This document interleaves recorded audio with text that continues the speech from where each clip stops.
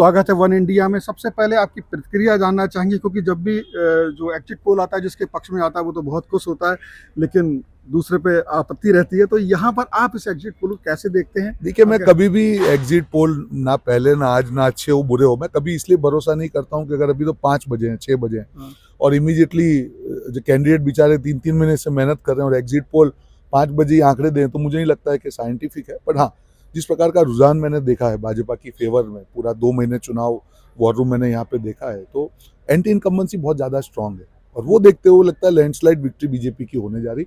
मुझे उसमें कोई संदेह नहीं। तो आपको लगता है कि जो अरविंद केजरीवाल की नाकामयाबी है वो आपकी कामयाबी बनेगी? आपकी भी कोई बात समझाने देखिए, में दोनों चीजें हैं कि एक तो अरविंद केजरीवाल के ऊपर 10 साल का जो भरोसा जनता ने रखा वो कहीं ना कहीं उसके ऊपर नाकामयाब हुए और कहीं ना कहीं आप किसी और पे छीटाकसी करेंगे, जनता माफ नहीं करेगी। अगर आपको सरकार में कहा कब तक आप विक्टिम कार्ड खेलेंगे?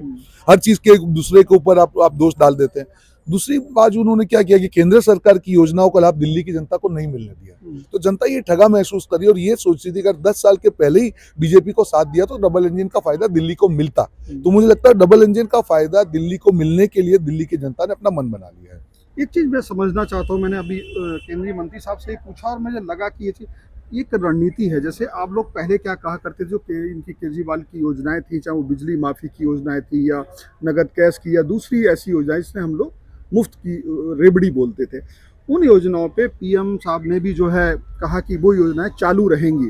तो ये कैसी रणनीति थी? राजनीतिक मजबूरी थी या फिर लगा कि भाई ये अब जरूरी हो गया है? देखिए, दो चीजें समझने की जरूरत है। केजरीवाल को जब वो पावर में आए दिल्ली एकमात्र ऐसा स्टेट था जो फिस्कल डेफिसिट नहीं थी, फिस्कल सरप्लस था, मतलब पैसा पड़ा हुआ था, उनको खर्च करना था। 10 साल उन्होंने खर्च किया। रेवड़ी तब कहा जाता है कि आपके पास संसाधन ना और आप खर्च करते जाए, और फिस्कल डिसिप्लिन का एग्जांपल मोदी जी ने दिया। अभी मिडिल क्लास को 12 लाख तक की सैलरी पे कोई टैक्स नहीं है, उसके साथ में फिस्कल डेफिसिट भी 4.4% किया। ये दोनों चीजें करने की जो कला है सिर्फ भाजपा में, और इसीलिए दिल्ली की जनता को कहा कि नहीं, हम आपके अधिकार नहीं छीनेंगे पर साथ में संसाधन भी खड़े करेंगे जिससे दिल्ली की माली हालत खराब ना हो। आपका डेवलपमेंट कहाँ से होगा अगर आप करेंगे कि ये पैसा यहाँ पे डालें? डेवलपमेंट के लिए पैसा कहाँ है? डेवलपमेंट भी होगा और ये भी होगा, ये सिर्फ भाजपा कर सकती है। एक चीज आपसे सवाल पूछ रहा था, आज बड़ा चर्चा का विषय है क्योंकि आज कुंभ में मोदी जी ने स्नान किया है और ये उस दिन किया है जब चुनाव हो रहा है दिल्ली में। विपक्ष ये कह रहा है ये खास वर्ग को प्रभावित करने का एक बड़ा सोचा समझा तरीका है। विपक्ष की आदत है, जब भी सनातन की बात आती है उसका विरोध करते, तो आप भी जाइए ना, कौन ना बोलता, आप भी स्नान करते, किसी ने रोका नहीं है। राहुल जी चले जाते, प्रियंका जी जाते, केजरीवाल जी जाते, वेलकम साथ में चले जाते मोदी जी के।